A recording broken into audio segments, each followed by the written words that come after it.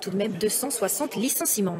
Et puisqu'on parle de licenciements, on s'arrête sur cette mesure radicale contenue dans le projet de réforme du Code du travail concernant les licenciements économiques. Le texte prévoit de redéfinir le périmètre géographique. Autrement dit, un groupe aurait le droit de réduire ses effectifs en France, même s'il fait des bénéfices au niveau mondial. Cette mesure, les syndicats s'y sont déjà farouchement opposés. En effet, c'est le retour de la version 1 de la loi El Khomri, si décriée. Laurent Desbonnets, Jacques Dubos. Fermer des usines en France, tout en faisant des bénéfices à l'étranger. Des plans sociaux qui font souvent scandale, mais que le gouvernement envisage de simplifier dans le cadre de la réforme du Code du travail.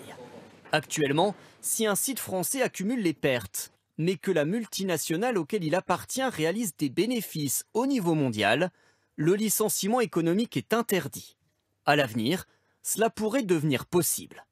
Selon cet expert d'un groupe de réflexion libérale, cela renforcerait l'attractivité de la France.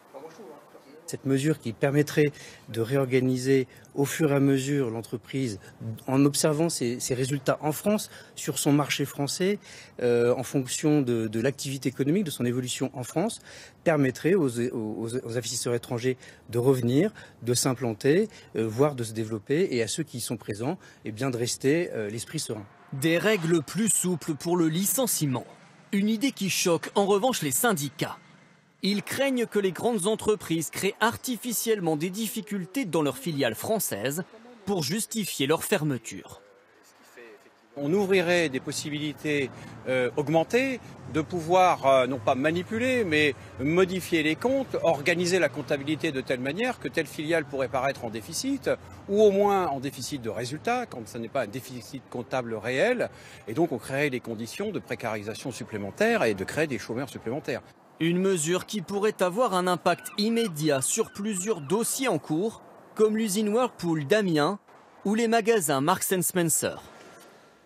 Jean-Paul Chapelle, pour comprendre l'importance de cette notion de périmètre national ou mondial, vous avez repris quelques-uns des derniers gros plans sociaux en France. Alors, qu'est-ce que cela change ?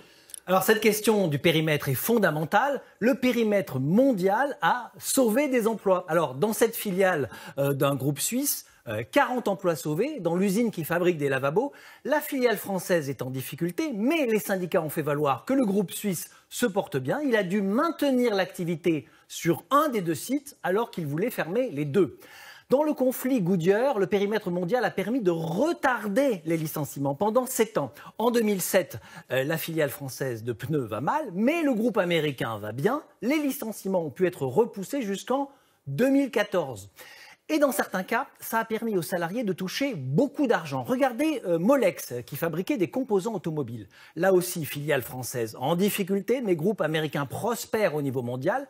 La justice a pris cela en considération. Ça n'a pas empêché les licenciements, mais les juges ont obligé le groupe à donner aux salariés beaucoup plus.